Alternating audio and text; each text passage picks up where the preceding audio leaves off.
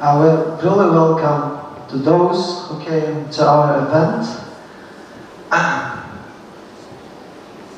Challenges. We do have a lot of challenges from the very beginning of our life, from the very childhood. There are several questions that every young person asks themselves. These questions are: which university to choose, or which career to choose? Well, there are actually three methods or the ways that humankind has experienced for the last century to choose a proper career. So the first is following your parents. Following your parents means if your father is a doctor, you're going to be a doctor anyway, because your father just identifies your future when you were a kid.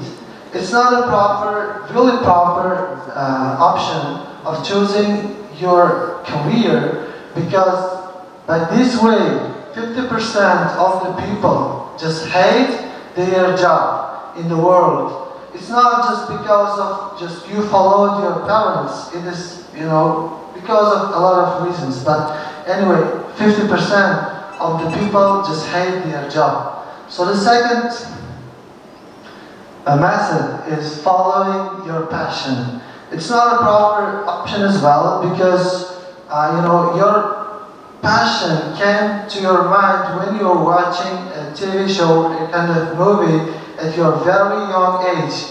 And by watching this movie, you can become a person who dream about being a politician or military. So, imagine you're watching the TV and you want to become a politician, but you don't know anything about politician, anything about dangers of the military. Therefore, this method couldn't be a proper method to choose your career. Second method is following your interest. This method is, very widely used for the last decade. Actually, there was a tons of books which says, hey, you need to follow your interest. Well, you were just choosing your career.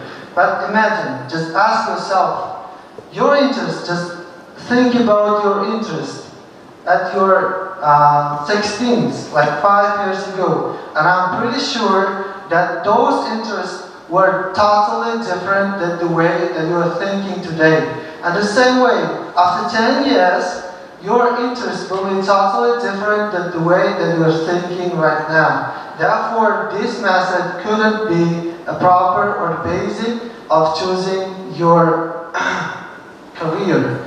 And now let me tell you my story.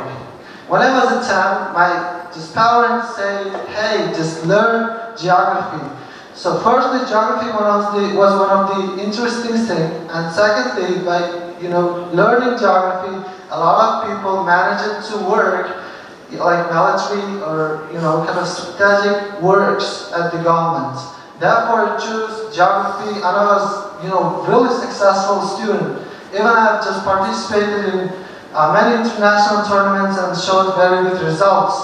And yes, I nearly spent 6 years of my life to learn geography.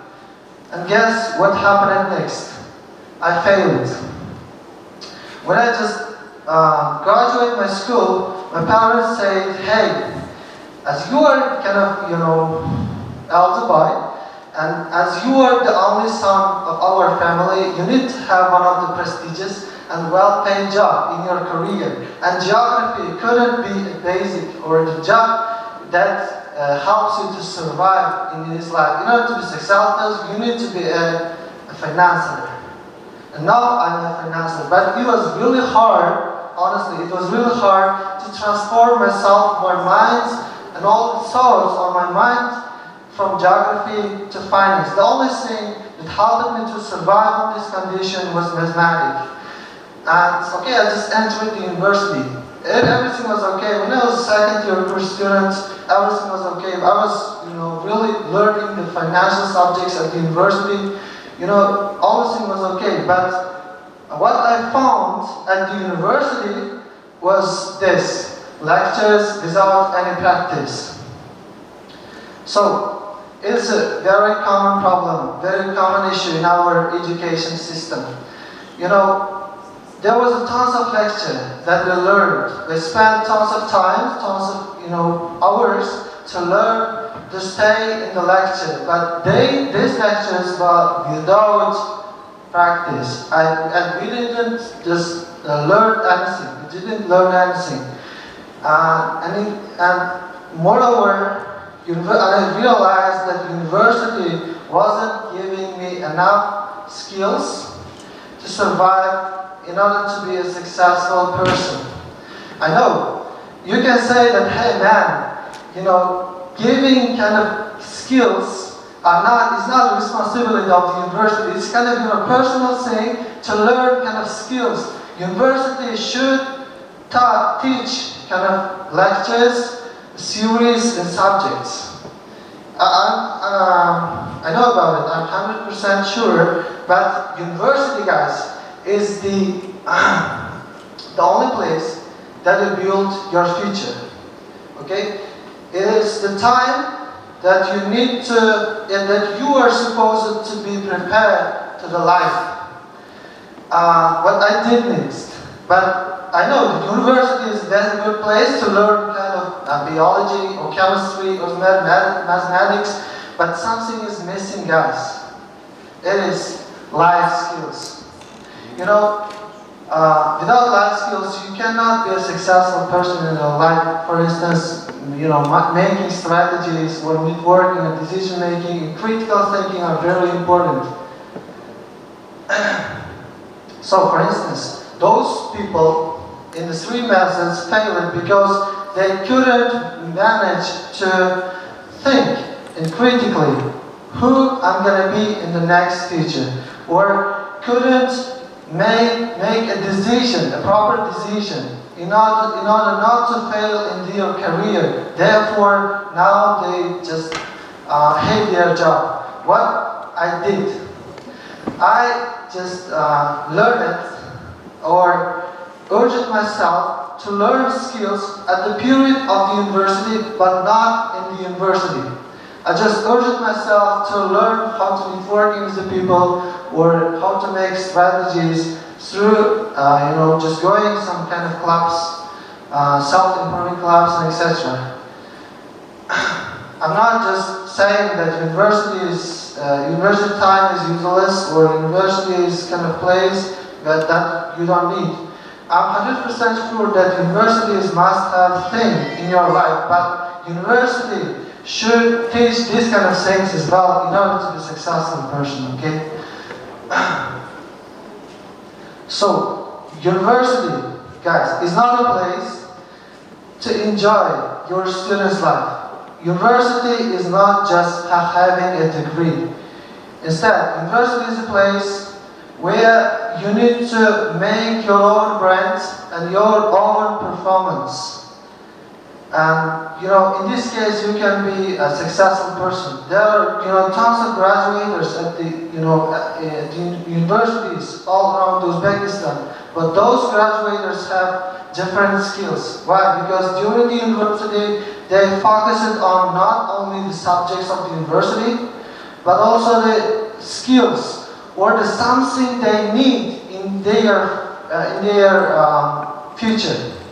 Guys, to be honest, I work here in the financial department of Silk Road University, but honestly, I do not use 90% of the knowledge that I get in my university.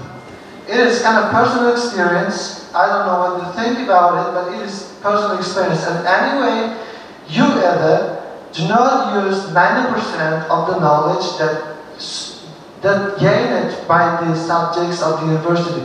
Basic knowledge is enough.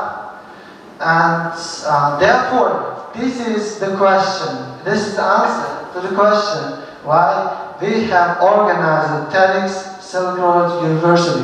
We have organized this event in order to give a chance to the students, to you guys, to everybody, to speak about the ideas, the words to spread, and the words to change the minds of the people, not only in this university but also the world. And by joining us, you can easily improve your speaking skill, and especially the public speaking skill. I really hate speaking in front of the public when I was a second year course student. It was ridiculous for me. And I urged myself to join some MUNs, Model United Nations. In this case, in the sessions of the MUNs, you need to go to the stage and talk about one topic, and you need to defend your topic, to be sure. And in this case, I just managed to improve my believing on myself and my public speaking skill. So therefore, guys, there were some kind of recommendations or the ideas that I was going to share, and it's really up to you to take an advantage from them, because at TEDx everyone talks about their own story. So guys, welcome to the Silk Road University. It was kind of introductional speech. Welcome to the Silk Road University, and if someone who want to join us, every time you are welcome to join us. Okay, we're open to you, and thank you.